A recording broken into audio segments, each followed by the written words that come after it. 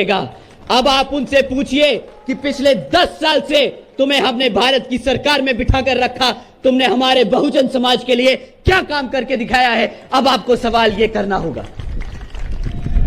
साथियों, मैं आपसे पहले शिक्षा के बारे में बात करता हूं। आपको जो शिक्षा के बारे में सवाल पूछने, मैं आप लोगों को शिक्षा के ऊपर 3-4 मुद्दे छोड़ के जा रहा हूं। साथियों, आप जानते हैं पिछले 10 सालों में हमारे सरकारी स्कूलों में इतना बुरा हाल हो चुका है कि एक सरकारी सर्वे ने पता करा कि आज की डेट में 8वीं कक्षा के बच्चे से अगर आप गुणा भाग करने को कहो तो वो बेचारा बच्चा गुणा भाग नहीं कर पाएगा। आप उससे बोलो अंग्रेजी में तुम मुझे 2 लाइनें सुनाओ, वो बेचारा 8वीं कक्षा का बच्चा अंग्रेजी की बातें नहीं समझ पाता। एक तरफ प्रधानमंत्री जी, एक तरफ भाजपा सरकार इस भारत को वर्ल्ड इकोनॉमी बनाने की बात करती है और दूसरी तरफ सरकारी स्कूलों में पढ़ रहे हमारे गरीब बच्चे उनको शिक्षा देने से नकारती है, उन्हें दूर रखती है। साथियों, दूसरी तरफ बोलती है कि हम डिजिटल इंडिया बना रहे हैं। आज डिजिटल इंडिया के नाम पर क्या दिया है भारत सरकार ने, भाजपा की सरकार ने क्या दिया आपको? आप जानते हैं आज 65% से ज्यादा सरकारी स्कूलों में एक कंप्यूटर तक की फैसिलिटी नहीं है। अगर हमारे बच्चे को कंप्यूटर चलाना नहीं आएगा तो कहां से वो डिजिटल इंडिया में हिस्सा ले पाएगा? आप ही बताइए, क्या यह बात सही है कि गलत?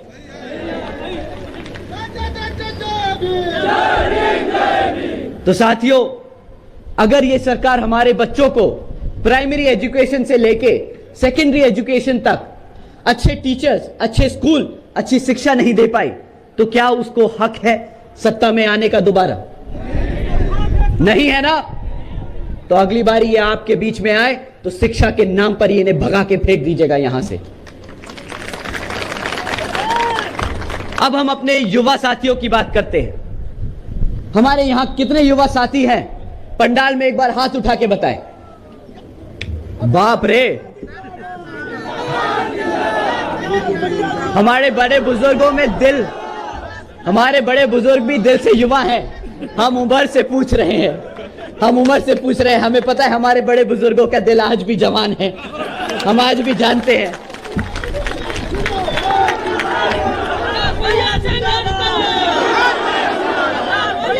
परंतु साथियों, हंसी मजाक अपनी जगह है, पर जो मैं मुद्दा आपके बीच में रख रहा हूं वो बहुत ही जरूरी है।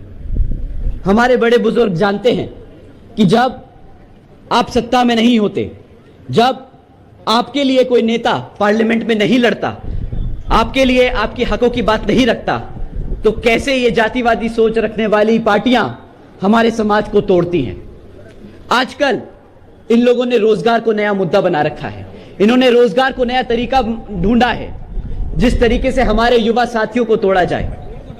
क्या आप जानते हैं पिछले 10 साल में भाजपा सरकार ने इतना बुरा हाल कर दिया है कि आज 30% युवा बेरोजगार घूम रहा है। 30% युवा बेरोजगार घूम रहा है साथियों, और ये कोई सोची समझी या कोई गलती से नहीं हुआ कि हम रोजगार नहीं दे पाए। आप जानते हैं सेंटर और स्टेट में जहां पे भाजपा की सरकार चल रही है वहां पर 50 लाख से ज्यादा सरकारी पद खाली पड़े हैं। ये जानबूझ के आपको रोजगार देना नहीं चाहती साथियों, क्योंकि इन्हें पता है कि अगर उन्होंने वो पद भरे तो रिजर्वेशन भी देना पड़ेगा। आप लोगों का हक मारने का इन्होंने नया तरीका ढूंढा है। आप लोगों को रिजर्वेशन से दूर रखने का इन्होंने नया तरीका ढूंढा है।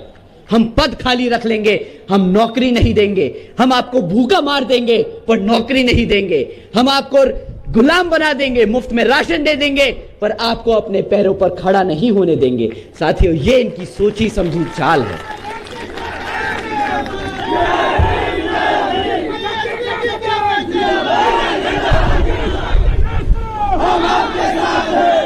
साथियों, अगर आपको 30% का फिगर, 30% का आंकड़ा डरा नहीं रहा है तो मैं आपको एक हेडलाइन पढ़ के सुनाता हूं।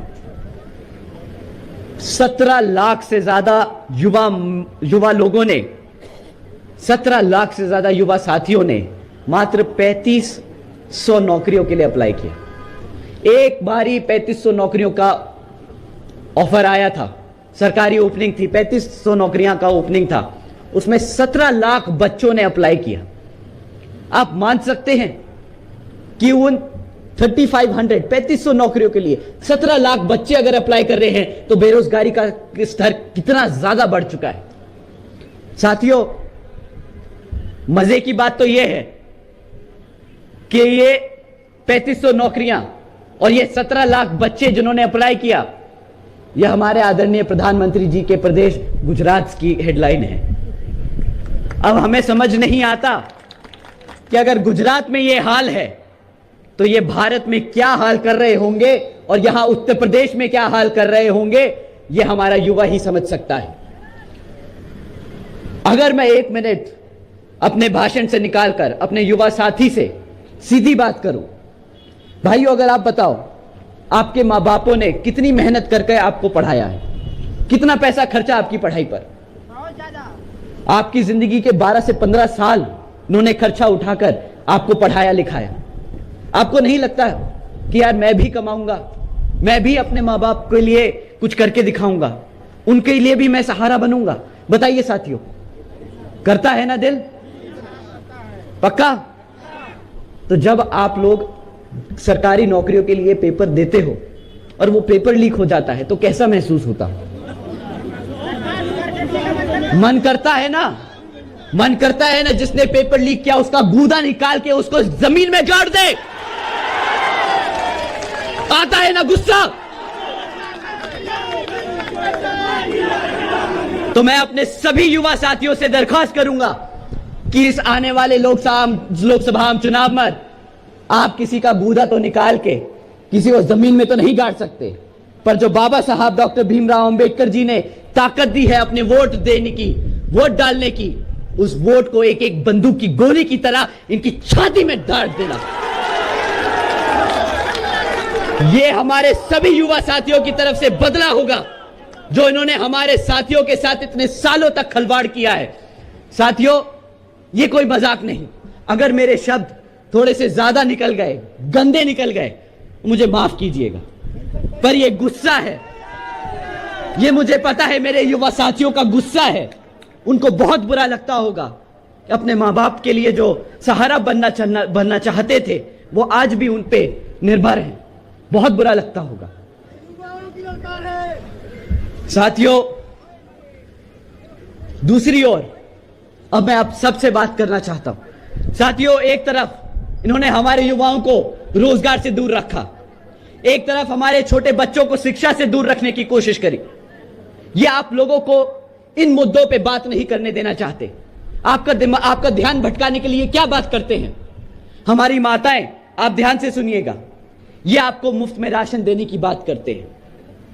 हमारे घर में सबसे ज्यादा किस चीज की जरूरत है? अनाज की। हम किस लिए कमाते हैं? ताकि अपना पेट भर सके। इन्होंने क्या सोचा कि रोजगार नहीं देंगे, पढ़ाएंगे लिखाएंगे नहीं, राशन दे देते हैं, चुपचाप निपट जाएगा मामला। पर साथियों, अब ये चुपचाप से कुछ नहीं निपटने वाला। आप सवाल कीजिएगा कि ये जो बोलते हैं ना सीना चौड़कर मंचों से कि हम 80 करोड़ जनता को मुफ्त में राशन देने का काम कर रहे हैं, इनसे पूछिए कि भाई साहब ये जो एहसान कर रहे हो ना 80 करोड़ जनता पे, नहीं चाहिए, नहीं चाहिए, ये ऐसा चूना मत लगाओ हमें। पूछिए क्यों मैं चूना बोलता हूं। आप लोगों को कितने का राशन मिलता होगा? 13 रुपया। आपको मैं बोलता हूं महीने में वो 1000 रुपए का राशन दे देते होंगे। बहुत ईमानदार लोग हैं ना, बहुत ज्यादा, हाँ बहुत ज्यादा ईमानदार हैं। 5 किलो का आटा देते हैं, मैं कहता हूं तेल भी देंगे, चीनी भी देंगे, गैस सिलेंडर भी देंगे। आपको हंसना, बोलना ये रखो तुम्हारा थैला, नहीं देना तुम्हें वोट, नहीं चाहिए तुम्हारी राजनीति, नहीं चाहिए तुम्हारा राशन। नहीं घबरा रहा मेरे भाई, मुझे पता है तुम मेरे साथ हो, नहीं घबराऊंगा। और वैसे भी कहते हैं ना,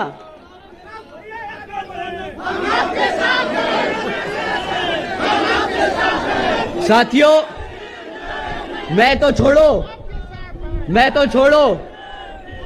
बहुजन समाज का हर एक बच्चा बच्चा किसी से नहीं घबराता, क्योंकि उस बच्चे पे शेरनी का हाथ है, तो इस भारत में किसी माई का लाल उसको हाथ नहीं लगा सकता।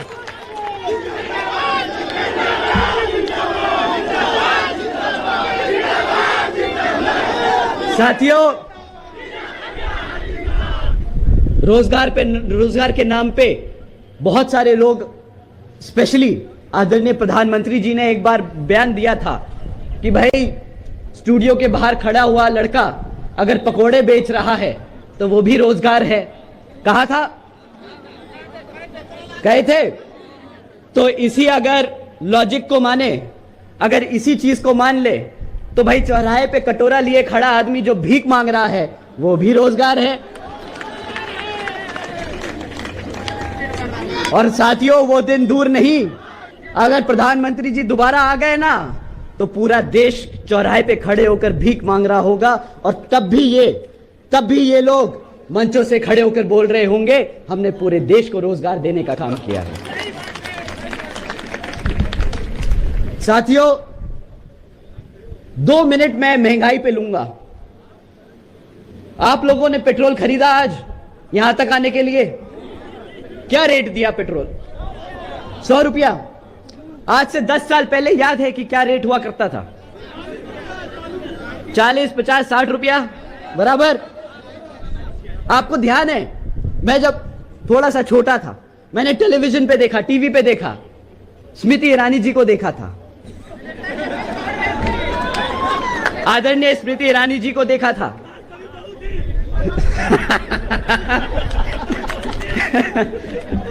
उन्होंने हरकतें वैसी ही करी। वो गैस का सिलेंडर लेके सड़क पे खड़ी थी और चिल्ला रही थी कि मेरी बहन बेटियां अपने घर में खाना नहीं पका पा रही क्योंकि गैस का सिलेंडर बहुत महंगा है। पता है, वो एक समय था जब वो खुद गैस का सिलेंडर लिए खड़ी थी। आज जब गैस का सिलेंडर 400 रुपये से बढ़कर 1100 रुपये, 1200 रुपये पहुंच चुका है, तो वो स्टारबक्स की कॉफी पी रही है। उसमें गैस नहीं लगती शायद, तो उन्हें नहीं एहसास हो रहा कि ये महंगाई कितनी चुभती है हमारी बहन बेटियों को। अब वो महंगाई की बात नहीं करेंगे, अब वो बात करेंगे राम मंदिर की। अब उस पे भी पूछ लेते हैं, राम मंदिर भाजपा ने बनवाया? नहीं ना, सुप्रीम कोर्ट ने ऑर्डर दिया था राम मंदिर के लिए। अच्छा, ये बात बताइए, राम मंदिर को बनाने के लिए पैसा किसने दिया? भाजपा ने? यहां की जनता ने दिया ना। तो इनसे कभी पूछिएगा, जो मंचों से खड़े होकर दावा ठोकते हैं कि हमने राम मंदिर बनाया है, भाई ना तुम पैसे दिए हो, ना तुम कोर्ट का ऑर्डर लेके आए हो, ना तुमने जमीन खोदी, तो किस बात का क्रेडिट मांगते हो राम मंदिर का? पर घमंड पूरा है, घमंड पूरा है। बोलते हैं हम राम लल्ला जी को अयोध्या लेके आए। वाह भाई, अब तुम इतने बड़े हो गए हो कि तुम एक भगवान को लेकर आओगे। वाह।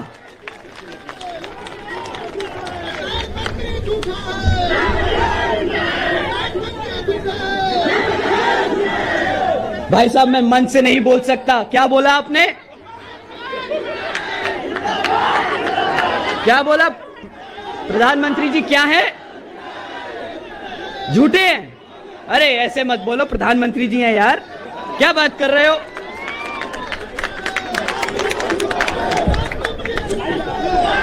आप लोग जानते हैं अभी उन्होंने अपने भाषण में हमें बोला, हमें क्या, उन्होंने बोला जो भी लोग बुलडोजर की सरकार को नाम ले रहे हैं, प्रधानमंत्री जी ने बोला कि योगी जी की सरकार को जो लोग बुलडोजर की सरकार से बदनाम कर रहे हैं, उन लोगों को अपनी आंखें खोलनी चाहिए और देखना चाहिए कि किस तरह योगी जी ने यहां उत्तर प्रदेश में कितना उद्योग पैदा किया है, उद्योग पैदा किया है। हमने आंखें खोली। उनके भाषण सुनने के बाद हमें लगा हम ही गलत थे शायद। हम इतनी सारी न्यूज पढ़ रहे थे, हम अपने लोगों से मिल रहे थे, पूछ रहे थे बेटा क्या कर रहे हो आजकल? बोले भैया फ्री राशन का इकट्ठा कर रहे हैं पैसा। पर ठीक है, मोदी जी ने कहा तो हमने आंखें खोली और पढ़ा। अपनी आंखें खोल के देखा तो पता चला पिछले 1 साल में यहां उत्तर प्रदेश में अकेले ही 65,000 से ज्यादा हमारी बहन बेटियों पर अत्याचार के केस दर्ज हुए। वाह मोदी जी, हमने सोचा कि शायद एक चीज होगी जो खराब हो गई, मे भी दूसरी चीज सही हो। हमने फिर और ढूंढा कि भाई कुछ तो सही किया होगा। फिर देखा कि पिछले एक साल में 400 से ज्यादा किसान भाइयों ने आत्महत्या कर ली। इनकी गलत नीतियां नहीं होंगी, उनकी मजबूरी रहियां होंगी, कोई बात नहीं। बुलडोजर की सरकार नहीं है, अपनी बहन बेटियों पर अत्याचार करने की सरकार हो, किसानों को मारने की सरकार हो शायद। फिर एक और आंखें खोली, दोबारा से देखा कि कहीं कुछ और तो नहीं रह गया मेरे से। एक लाइन हेडलाइन पढ़ी मैंने, 62 पियोन की नौकरियां आई थी सरकारी क्लास 5 की, उसके लिए 90,000 से ज्यादा पीएचडी ग्रेजुएट्स और मास्टर्स डिग्री होल्डर ने अप्लाई किया। भाई पता नहीं, शायद बहुत ज्यादा उद्योग बढ़ रहा है तो पियोन की नौकरी के लिए दौड़ रहे हो नौजवान, पता नहीं। फिर और देखा, पता चला यूपी में 40% 5 साल से कम उम्र के बच्चे कुपोषण के शिकार हैं, खाना भी नहीं दे पा रहे। अब आपको तो पता ही है सरकारी राशन कैसा मिलता है, उसकी क्वालिटी क्या है, तो शायद यह भी सच हो। क्या आप जानते हैं साथियों, बच्चों के खिलाफ यौन शोषण के मामले में यूपी नंबर 1 बन गया है ना। मैंने आंखें खोली, बुलडोजर से आगे देखा तो पता चला ये सब भी है। हमारी बहन बेटियों के खिलाफ जो अत्याचार होता है देश में नंबर 1 पहुंच गया यूपी, ये भी देख लिया, शायद आंखें ज्यादा खोल ली मैंने। क्या आप जानते हैं हत्या के मामले पूरे देश में सबसे ज्यादा यूपी में हो रहे हैं, सही बात। आदरणीय प्रधानमंत्री जी, आप जिस प्रदेश के सांसद हैं वो देश आज भारत का किडनैपिंग कैपिटल बन चुका है। यहां पर कोई फैक्ट्रियां नहीं लगी, यहां पे किडनैप करने की फैक्ट्रियां लगी हैं, रोजगार देने की फैक्ट्रियां नहीं लगी। साथियों, यह है हकीकत भाजपा सरकार की। तो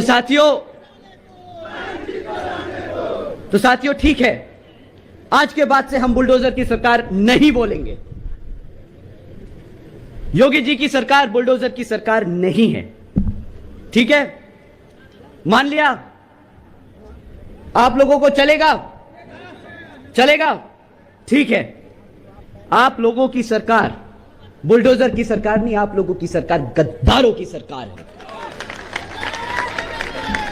जो सरकार अपने बच्चों को भूखा रखे, जो सरकार अपनी बहन बेटियों पर अत्याचार होने दे, जो सरकार अपने युवाओं को बेरोजगार रखे, जो सरकार अपने सभी जनता, सभी आवाम को राशन के नाम पर गुलाम बनाकर रखे, ऐसी सरकार गद्दार ही सरकार है। आज के बाद ये बुलडोजर की नहीं, ये गद्दारों की सरकार है।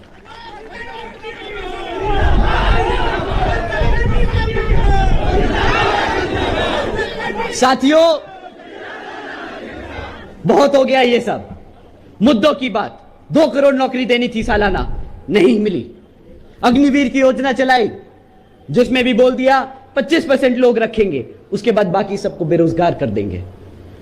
ठीक है, कोई बात नहीं, आपको पढ़ने नहीं देंगे, नौकरियां नहीं देंगे, आपका संवैधानिक हक खत्म करने का इन्होंने नया तरीका निकाला है। जब आपके पास पढ़ाई लिखाई नहीं होगी तो आप अपने इतिहास के बारे में जानेंगे कैसे। वो कहते हैं ना कि अगर किसी कौम को मिटाना हो तो उसको उसके इतिहास से अलग कर दो, ये वही काम कर रहे हैं। साथियों, जब आपको रोजगार नहीं मिलेगा तो आरक्षण की व्यवस्था कैसे मिलेगी? नहीं मिल पाएगी ना। यह आपके अधिकारों को खत्म करने का काम कर रहे हैं। साथियों, अगर मैं यूं ही चलता रहा तो रात हो जाएगी, पर इनकी विफलताएं नहीं खत्म होंगी। तो मैं आपसे आगे बढ़ता हूं। साथियों, इनके अलावा और भी लोग हैं जो बाजार में घूम रहे हैं आपका वोट मांगते हुए। एक हैं, लाल टोपी पहनते हैं, साइकिल पे घूमते हैं, क्रिकेट खेलते हैं, अच्छे हैं, शायद अच्छे ही होंगे, भाई दिल से तो कोई बुरा होता नहीं। परंतु हमारे युवा साथी बताते हैं कि भैया टोपी तो उन्होंने पहनी थी, बट वोट डालने के बाद पता चला टोपी तो हमें पहना के चले गए, तो आज के बाद से अपना वोट उनको तो नहीं जाएगा। साथियों, आप जानते हैं कि पिछले विधानसभा आम चुनाव में हमारे मुसलमान समाज ने उन पर पूरा भरोसा जताते हुए एक तरफा उनको वोट डाला, एक तरफा वोट डाला। उसके बाद भी वो एक दिन है जिस दिन रिजल्ट आया और आज का दिन है। कितनी बारी हमारे मुसलमान समाज के ऊपर अत्याचार हुआ है, परंतु इनके मुंह से एक शब्द नहीं निकला। आप लोग सब जानते हैं कि नहीं? साथियों, इनके मुंह से शब्द नहीं निकलता अपने समाज को बचाने के लिए, परंतु जब संसद में रिजर्वेशन इन प्रमोशन का बिल आता है तो इनकी जुबान और इनके हाथ उसको फाड़ने के लिए सबसे तेज और सबसे आगे चलते हैं। सुना है आजकल आदरणीय अखिलेश जी एक सीट पर 4 टिकटें बांटते फिर रहे हैं। उन्हें समझ नहीं आ रहा किस प्रत्याशी को खड़ा करा जाए। कंफ्यूज हैं? अच्छा, कोई बात नहीं, कंफ्यूज ही होंगे। उससे ज्यादा खतरनाक बात यह है कि जब बहुजन समाज पार्टी ने अपना प्रत्याशी उतारा एक सीट पर, तो उन्होंने अपना प्रत्याशी वापस लेकर एक दूसरे को खड़ा किया जो दलित समाज से था। वो हमारा वोट काटने का काम कर रहे हैं। जो हमें बोलते हैं ना कि हम वोट काट रहे हैं, उन्हें अपने गिरबान में झांक कर देखना होगा और अपने समाज को जवाब देना होगा अब कि तुम असली में नुकसान कर रहे हो इस भारत का, या तुम जिस पे उंगली उठा रहे हो वो कर रहा है। साथियों, इनको भी मत बख्शना इस बारी। अब आप बात करते हैं जो लोग हाथ का लेके आते हैं झंडा अपना, वो बोल रहे हैं कि हम एक कोने से दूसरे कोने तक भारत जोड़ने की कोशिश कर रहे हैं। भारत की जनता ने उन्हें 60 साल तक सत्ता में बिठा के रखा। मानते हैं साथियों? कितनी बार ऐसा हुआ है कि वो लोग आपके हकों के लिए खड़े हुए। वो पार्टी जिसने बाबा साहब को भारत रत्न देने से मना कर दिया था, जिसने बाबा साहब को भारत रत्न देने से रोक के रखा, वो पार्टी आज बोलती है कि हम एससी एसटी और ओबीसी समाज को आरक्षण देने की पूरी कोशिश करेंगे। क्यों भाई? अब जब बहन जी ने इस बहुजन समाज को इकट्ठा कर पूरे देश में इसकी ताकत एहसास दिला दी, तो अब तुम्हें इससे घबराहट हो रही है, अब तुम इससे डर रहे हो, तो अब बात कर रहे हो 60 साल बाद इनको आरक्षण देने की। साथियों, ये पैदाइशी गद्दार है, इनको जवाब देने का कोई फायदा नहीं। वोट देना तो दूर की बात है, इनकी तरफ मुड़ के भी मत देखना। साथियों, इन पे बहुत समय खर्च दिया, आप लोग अपना बहुत कीमती समय निकाल के आए हैं। मैं आपसे बहन जी के काम के बारे में बात करना चाहता हूं, बहन जी मॉडल ऑफ गवर्नेंस के बारे में। जब 2007 से 12 की सरकार थी तो बहन जी ने कुछ नीतियां चलाई थी, जिनको अब अगर आप लोग बहन जी को वोट डालकर सत्ता में बिठाने का काम करेंगे तो बहन जी पूरे देश में हमारे सर्व समाज में से सभी लोगों को, जरूरतमंद लोगों को इन्हीं नीतियों पर चलकर सबको अपने पैरों पर खड़ा करने का काम करेंगी। साथियों, बहन जी ने महामाया गरीब बालिका आशीर्वाद योजना चलाई थी, जिसके तहत बहन जी ने देश की सबसे गरीब बच्चियों को पैदा होने पर ही 1-1 लाख रुपए देने का काम किया था। यहां पे कुछ बड़े बुजुर्ग हैं जो जानते हैं, जिनकी बेटियों को वो 1-1 लाख रुपए मिले थे। हमारे साथी सीनियर, उन्हें पता है ये। साथियों, बहन जी ने सावित्रीबाई फुले आशीर्वाद योजना भी चलाई थी, जिसके तहत बहन जी ने अपनी बच्चियों को 12वीं तक की शिक्षा मुफ्त में देने का काम किया था। साथियों, बहन जी ने मुफ्त में शिक्षा दी थी। ये लोग अनाज हर पिछड़े समाज के लिए काम आने वाला है, तो इसका सही सोच समझ के इस्तेमाल कीजिएगा। हम अपने सभी युवा साथियों से दरखास्त करते हैं कि आप बढ़ चढ़कर वोट डालने जाए और बहुजन समाज पार्टी को विजय बनाकर बहन जी को प्रधानमंत्री बनाने का काम करें और हमारे सभी प्रत्याशियों को